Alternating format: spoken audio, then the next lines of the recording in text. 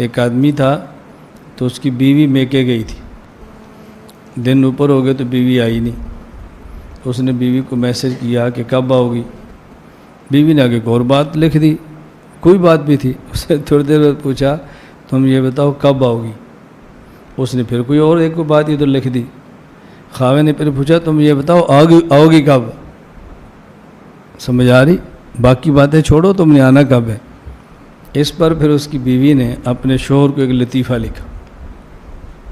انہوں نے کہا ایک شیر تھا جنگل میں، اس نے جانوروں سے کہا بھی اپنے ماتحتوں کا خیال بھی کرو اور اپنے ماتحتوں سے پوچھ گچھ بھی کیا کرو، اور یہ گڑبڑ کریں تو ان کی ٹھکائی بھی کیا کرو.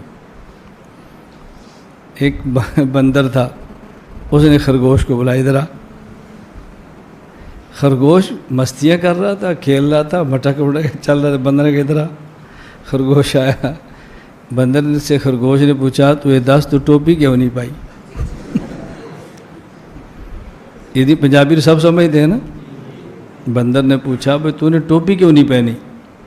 اس نے کہا جی میرے کان لٹکتے ہیں، لمبے ہیں، تو ٹوپی پہنتے ہو تو اتر جاتی ہے.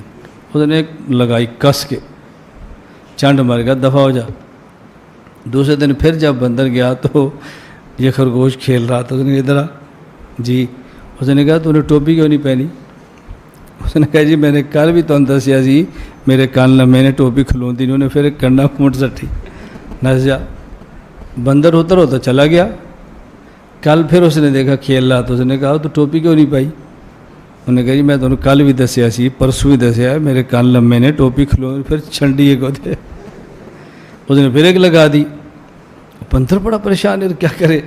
خرگوش بڑا پریشان، کیا کرے. اس خرگوش نے جا کر شیر کو شکایت لگائی. اس نے کہا جی آپ نے آرڈر تو دے دیا، ماتحتوں کا خیال کریں. جڑا میرا افسر ہے باندر روزانہ میری ٹھکائی کرتا ہے، اور مسئلہ ایک ہی ہے تو نے ٹوپی کیوں نہیں پہنی. میں نے ایک دن اپنا عذر بتایا پھر مار کھائی ہے، پھر عذر بتایا پھر مار کھائی ہے، تیسرے دن کیوں پھر مار وہی کھا رہا ہوں. شیر نے کہا اچھا. اس نے بندر کو بلایا. بندر کو بلا کر کہا بھائی مارتے ہیں ماتحتوں کو لے کر، کوئی بہانہ تو ٹھیک ہونا چاہیے. تو ایک ہی بات پر ایک دن مارتا ہے پھر دوسرے دن مارتا ہے، اس طرح تو پورا ماحول خراب ہو جاتا ہے. مارو لیکن کوئی بہانہ ٹھیک ہو. اب دیکھو میں تمہیں ایک مثال دیتا ہوں. آپ خرگوش کو بھیجو کہ جاؤ سموسے لے کر آؤ. وہ سموسے لے کر آ، پھر پوچھو چٹنی لایا ہے؟ وہ جی نہیں. اس کو لگا دو ایک. چٹنی کیوں نہیں لایا؟ اگر وہ کہ جی لایا ہوں تو پھر پوچھو کون سی لایا ہے، دہی والی یا آلو بخارے والی؟ کہ اگر دہی والی پھر ایک لگاؤ. آلو بخارے والی کیوں نہیں لایا؟ اگر وہ لائے آلو بخارے والی پھر مارو. وہ تو دہی والی کیوں نہیں لایا؟ اس طرح مارتے ہیں. کہ ٹھیک ہے. اب شیر بندر کو سمجھا رہا تھا اور خرگوش چھپ کے سن رہا تھا. کل بندر نے خرگوش کو بلاؤ، کہا سموسے لاؤ. خرگوش گیا سموسے لے آیا. اب اس نے سموسے بھی لایا اور چٹنی لایا دہی والی، اور ساتھ چٹنی لایا آلو بخارے والی. اب کیسے ماروں؟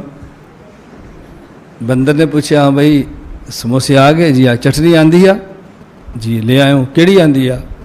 اس نے کہا جی میں دہی والی بھی لایا ہوں اور میں آلو بخارے والی بھی لایا ہوں. بندر نے ایک کماری ٹکا کے اس نے کہا تو ایک چھڑ تو 10 ٹوپی کیوں نہیں پائی.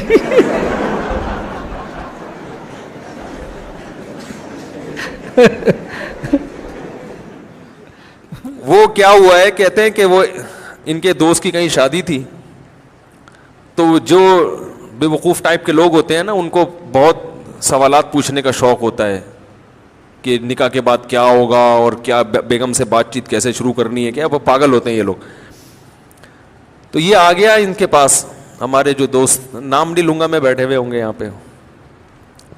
ایسا نہ دوبارہ پٹیں دولہے کے ابا سے. پھر یہ ایک دفعہ تو پٹ چکے ہیں، دوبارہ نہ پٹیں گئی، زخم تازہ ہو جائے گا نا ان کا. تو وہ دولہا جس کی شادی تھی، رخصتی تھی رات کو، وہ آیا ان کے پاس ایسے ہی پوچھنے پاچھنے کے لیے.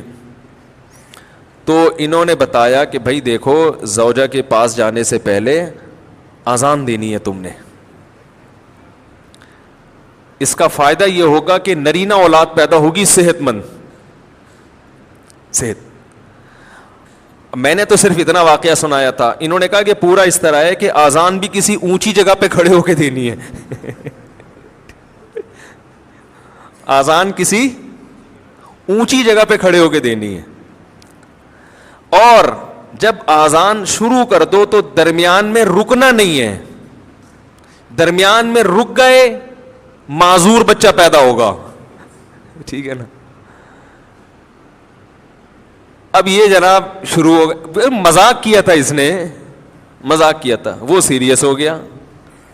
اب وہ دلہن بیٹھی بھی ہے, یہ ڈریسنگ ٹیبل پہ چڑھ گئے نا, اس سے زیادہ اونچی جگہ ان کو نظر نہیں آ رہی تھی, تو شکر ہے الماری پہ نہیں چڑھا.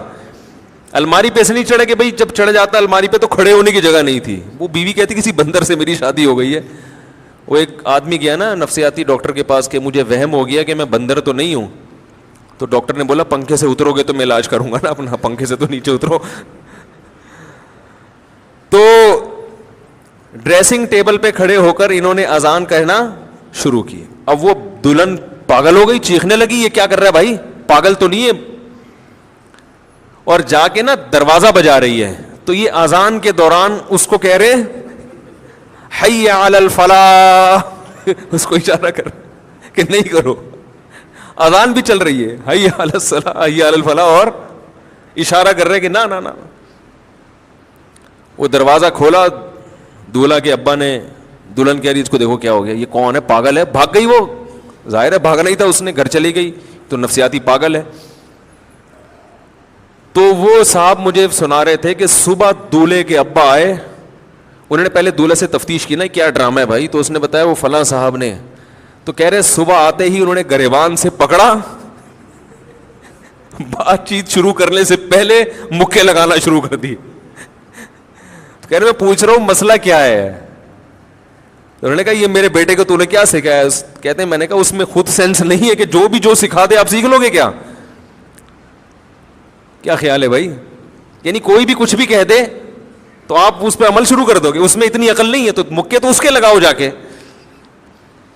تو وہی ہے کہ وہ ہم اسکول پڑھتے تھے نا جب, تو پڑھنے کا تو شوق تھا نہیں, سب ذمہ داروں کے بیٹے ہم سب, کوئی تقریباً 99% ہم ذمہ داروں کے بیٹے, اور کسی کو شوق نہیں. اور جو 2-4 لڑکے تھے اس طرح متوسط گھرانوں سے, وہ پڑھتے تھے بہت زیادہ, ہم نہیں پڑھتے. تو ایک تھا میلسی کا کھچی محمد خان اور میں, ہم دونوں نے نا پیٹ میں درد کر لیا اور چھٹی کرنے کے لیے کہ بھائی اسکول نہ جائیں. تو میں تھوڑا عقل مند تھا, وہ ذرا بالکل ہی بدھو تھا. میں نے وہ کچن سے راکھ لے کر آیا اور اس پر تھوڑا پانی ڈالا, تھوڑی تھوکیں ڈالی الٹی کا نمونہ بنانے کے لیے کہ مجھے مجھے الٹی آئی. ہمارا جو سوڈنٹ تھا نا وہ بڑا سخت تھا, بہت مارتا تھا. تو ہم دونوں نے نا بیماری کا بہانہ بنا کے چھٹی کر لی. اچھا اب ہم گپے مار رہے تھے, جب لڑکے چلے, پہلے ہم ہوں کرتے رہے, جب لڑکے چلے گئے ہم رضائیاں, سردیوں کا زمانہ تھا, ہم رضائی پھینک کے گپیں شروع کر دی. کافی دیر ہم گپے مارتے رہے. میری چھٹی حص نے کہا کہ لگتا ہے اب ناظم صاحب آئیں گے چکر لگانے. وارڈن, تمہارے یہاں ناظم ہوتا ہے تو وارڈن صاحب چکر لگانے آئیں گے, تو کہیں ہم موقع پہ پکڑے نہ جائیں. تو میں نے تو رضائی اوپر لی اور لیٹ گیا, اور وہ جو تھا نا اس نے دیکھا میں باتیں بند کر دی ہیں, وہ بھی رضائی اوپر لے کر لیٹ گیا. تھوڑی دیر تو لیٹا رہا, پھر اس نے گانے شروع کر دیے. تو وہ گانا گا رہا, گلاں دل دیاں دل وچ رہ گئیاں شمع پہ گئیاں, زور سے. اس کو پتا کوئی بھی نہیں. طالب صاحب اندر آ گئے, میرے اوپر بھی رضائی, اس کے اوپر بھی رضائی. اب وہ گلاں دل دیاں دل وچ رہ گئیاں شمع پہ گئیاں, اور اوپر سے طالب صاحب نے رضائی ہٹائی, وہ شمع پہ.